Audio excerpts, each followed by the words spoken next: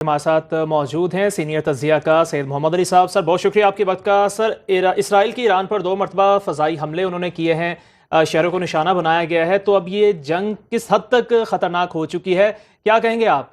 देखें, इसके जो 3 अहम पहलू हैं वो हम डिस्कस कर लेते हैं। पहली बात ये है कि आप जानते हैं कि पिछले 45 साल से ईरान और इसराइल के दरमियान एक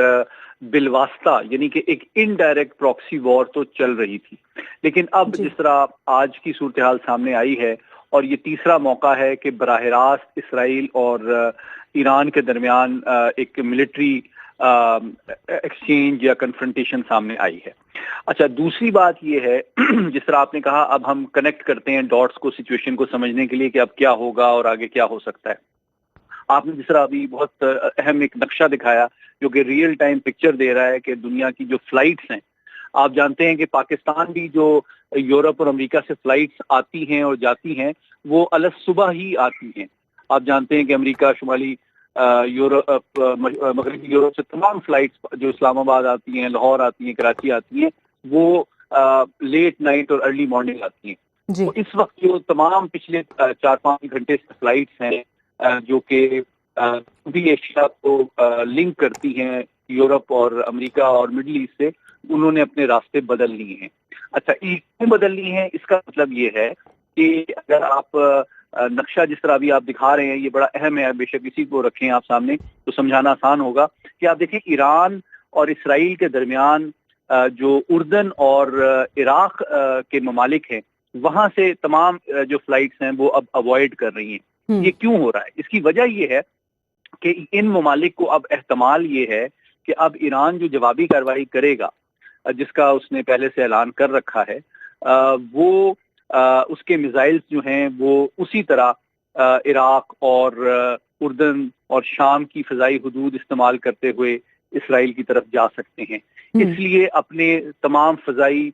हुदूद को, फ़ज़ाई ट्रैफिक को महफूज रखने के लिए अब ये ममालिक जो हैं अपनी एयर स्पेस क्लोज कर चुके हैं ताकि कोई सिविलियन कैजुअल्टी ना हो, कोई सिविलियन जहाज जो है वो किसी हादसे का शिकार ना हो सके। अच्छा, तीसरी बात ये है कि अगर आप इसी नक्शे को देखें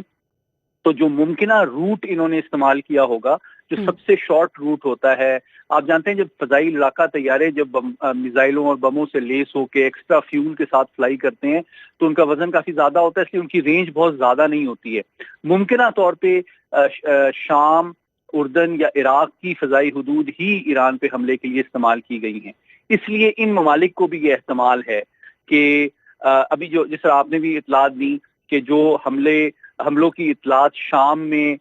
मिली हैं या इराक में मिली हैं, उसकी वजह यही हो सकती है कि एक सेकेंडरी अटैक इसराइल की जानिब से शाम और इराक के हवाई अड्डों पे इसलिए किया गया हो कि उनको बाज रखा जाए अपने लड़ाका तैयारे फजा में बुलंद करने से, जो कि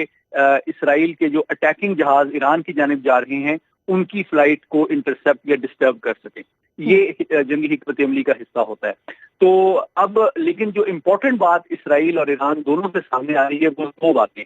पहली बात, जो बयानिया मुरतब मगरबी मीडिया और इसराइली मीडिया कर रहा है वो बार बार इस बात पे इसरार कर रहा है कि जनाब हमने तेल की तनसीबात और एटमी तनसीबात को निशाना नहीं बनाया है। अच्छा, इसके पीछे इनका मफाद और मकसद क्या है? इसका मफाद और मकसद ये है कि जवाबी कार्रवाई में ईरान जो है वो जो अमरीकी के ऑयल कंपनीज पूरे मशरिक वस्ता में मौजूद हैं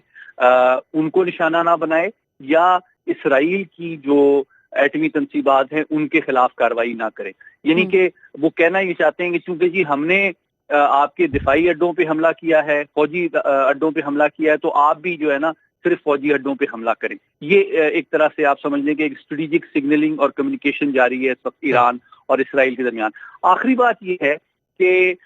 जो इम्पोर्टेंट है वो ये है कि ईरान की जानिब से अभी तक देखना ये होगा कि अगले चंद घंटे और दिनों में पब्लिक सेंटिमेंट और उनका मीडिया क्या बयानिया मुरतब करता है। क्या वो इसके ऊपर बड़े पैमाने पे गम गुस्सा ईरान में फैलता है और बहुत शदीद मजम्मत अगर आला तरीन सतह से की जाती है अच्छा, तो सैयद ये मोहम्मद अली आपको साहब ये ये भी साइन कहिएगा, देगा जिस तरह से कि आपने वो बड़े मुजम्मत पैमाने की पे बात हमला। की है, तो मुजम्मत तो हमने देखी थी इससे कबल जब फ़लस्तीन में भी हमले किए गए इसराइल की जानिब से। अक्टूबर 2023 की बात है ये। मुजम्मतें तब भी हुई, एहतजाज तब भी हुए। اب ایران پر بھی 1 سال کے بعد ویسے ہی حملوں کا آغاز کر دیا گیا، تو آپ کو لگتا ہے یہ احتجاج اور آواز اٹھانے سے کوئی فرق پڑے گا اسرائیل کو؟ جی میں وہی ایکسپلین کر رہا تھا کہ ایک لحاظ سے فرق کیوں پڑتا ہے اور کیوں کس حد تک پڑتا ہے. دیکھیں اگر میں آپ کو کہہ رہا ہوں کہ پبلک سینٹیمنٹ اور پولیٹیکل اور ڈپلومیٹک جو ریئیکشن ایران کی طرف سے آئے گا نا، وہ یہ ظاہر کرے گا کہ وہ آگے بڑے پیمانے پہ اس کے خلاف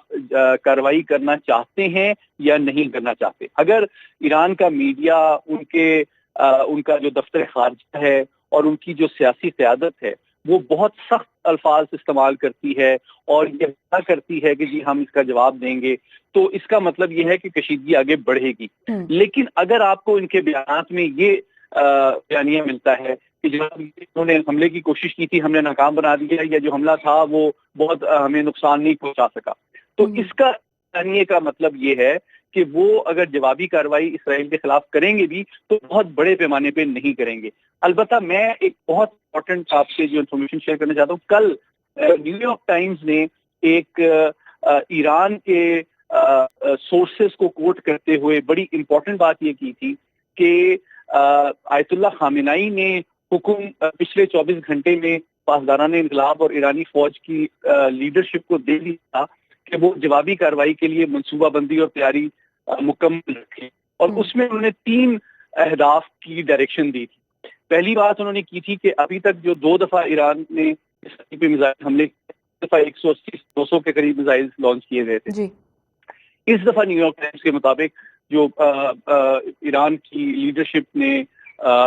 تاکید کی ہے، ہدایت کی ہے اپنی فوج کو، وہ یہ ہے کہ کم سے کم 1000 میزائل، یعنی کہ 5 گنا بڑا حملے کی آپ تیاری رکھیں اگر ایران کے اوپر بڑے پیمانے پہ حملہ کیا جاتا ہے. دوسری بات انہوں نے کہا کہ جو تیل کی تمام تر تجارت ہے مشرق وسطیٰ خصوصاً گلف آف ہرمز سے، جو کہ دنیا کا 20% تیل جہاں سے جاتا ہے، اس کو ایران بند کر دے. اچھا، اس کا مقصد یہ ہے عالمی تیل کی قیمتیں اور پوری دنیا کی جو توانائی کی رسد اور سپلائی ہے اس کو اتنے بڑے پیمانے پہ ایران متاثر کرے کہ پوری دنیا جو ہے وہ پھر مغربی طاقتوں پہ دباؤ ڈالے کہ جناب آپ فوری طور پہ جنگ بند کریں، ہم اتنا مہنگا تیل اور تیل کی جو کمی ہے وہ افورڈ نہیں کر سکتے. تو ایران کی جو حکمت عملی ہے وہ انرجی سیکیورٹی، پوری دنیا کی تیل کی رسد کو متاثر کرنے، دفاعی کارروائی کرنے اور اپنی جو حلیف تنظیمیں ہیں ان کے ذریعے اسرائیل پہ مزید دباؤ ڈالنے اور اس کی دفاعی قوت کو زائل کرنے پر مشتمل ہے. اس طرح سے ہم دیکھ رہے ہیں کہ 5 نومبر کو صدارتی انتخابات بھی ہونے جا رہے ہیں امریکہ میں، تو اس سے تقریباً 10 دن قبل اس طرح کا حملہ اسرائیل کی جانب سے ایران پر کرنا، اس کو اوور آل آپ کس طرح سے دیکھتے ہیں؟ اور یہ بھی کہیے گا کہ امریکہ میں جو صدارتی انتخابات ہونے جا رہے ہیں اس پر اس کا کیا اثر ہوگا؟ دیکھیں وہ پہلو ہے اس کے بات کر رہے ہیں کہ یہ جو ٹائمنگ ہے اس وقت الیکشن سے پہلے، اس میں آپ جانتے ہیں کہ امریکہ میں جو حکومت ہوتی ہے اس کا زیادہ تر جو اپنی توجہ ہوتی ہے وہ کافی ہوتی ہے، فیکٹرز ہوتے ہیں، اور کسی حد تک ایک ونڈو بن جاتی ہے اپرچونٹی کی کہ اگر کوئی ملک ان کا حلیف کوئی تنازع کو طول دینا چاہتا ہے، ہوا دینا چاہتا ہے، اس میں اضافہ کرنا چاہتا ہے، تو وہ یہ کیلکولیٹ کرتے ہیں کہ امریکہ کا بہت زیادہ سفارتی دباؤ شاید نہیں آئے گا، تو اس موقع سے فائدہ اٹھا لینا چاہیے. اور میں سمجھتا ہوں کہ اسرائیل کی فوجی اور سیاسی قیادت ہے اس نے یہ بہت کیلکولیٹ کیا ہے کہ یہ جو ٹائمنگ ہے نا یہ ایسی ہے کہ وہ جانتے ہیں کہ امریکہ کی طرف سے کوئی بہت سخت دباؤ اس وقت موجودہ جو آؤٹ گوئنگ انتظامیہ ہے وہ ڈالنے کی پوزیشن میں نہیں ہے. پہلی بات. البتہ جو بہت دلچسپ اس وقت ڈبیٹ جاری ہے اسرائیل کے اہم حلقوں کے اندر وہ یہ ہے کہ اس وقت چونکہ ٹرمپ کی تھوڑی سی جو مقبولیت ہے وہ پچھلے ہفتے اور چند دنوں میں کاملا ہیرس کے مقابلے میں بڑھی ہے، تو ان کو یہ امید ہے کہ شاید ٹرمپ انتظامیہ دوبارہ سے وائٹ ہاؤس میں آ جائے گی، تو ان کی تو ایک نظریاتی بھی ایک سپورٹ رہی ہے. بلکہ آپ نے جانتے ہیں کہ اس الیکشن کیمپین کے دوران انہوں نے تو تنقید کا نشانہ بنایا تھا بائیڈن ایڈمنسٹریشن کو کہ جناب یہ تو بڑے ویک ہیں، اسرائیل کو چاہیے کہ وہ ایران کے ایٹمی تنصیبات پہ حملہ کرے. تو بات یہ ہے کہ اسرائیل یہ سمجھتی ہے کہ اگر ٹرمپ انتظامیہ دوبارہ سے وائٹ ہاؤس میں آتی ہے تو اسرائیل کی سفارتی, سیاسی اور دفاعی امداد میں اضافہ ہوگا. یورپ کی جانب جو ان کی کمٹمنٹ ہے, نیٹو کی طرف جو کمٹمنٹ ہے اور اس میں کمی آئے گی, اور یوکرین کے خلاف کی جو جنگ ہے اس میں یوکرین کی سپورٹ کم ہوگی, اور زیادہ فوکس جو ہے وہ اسرائیل کی مدد اور حمایت پہ ہوگا. جبکہ بائیڈن ایڈمنسٹریشن خاص طور پہ کاملا ہیرس کی کوشش ہے کہ یقینی طور پہ اسرائیلی لابی جو ہے بہت اکثر ہے, تو وہ بھی ان کی ہمدردی لینا چاہتی ہیں, لیکن وہ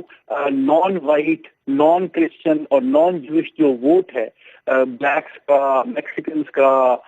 مسلمانوں کا, عربوں کا, وہ بھی حاصل کرنے کے لیے ریلیٹیولی بیلنسڈ بیانیہ اور موقف اپناتے ہیں, تاکہ ان کو ووٹ جو ہے وہ صرف یہودیوں اور عیسائیوں سے نہیں بلکہ عربوں اور مسلمانوں سے بھی مل سکے. اس لیے وہ بیانات اس طرح کے دیتے ہیں کہ جی امن کی کوشش ہو رہی ہے اور ڈی اسکلیشن کی کوشش ہو رہی ہے, لیکن حقیقت یہ ہے, میں آپ کو چیزیں ایک کانٹیکسٹ میں ایکسپلین کرنا چاہتا ہوں کہ جب دیکھیں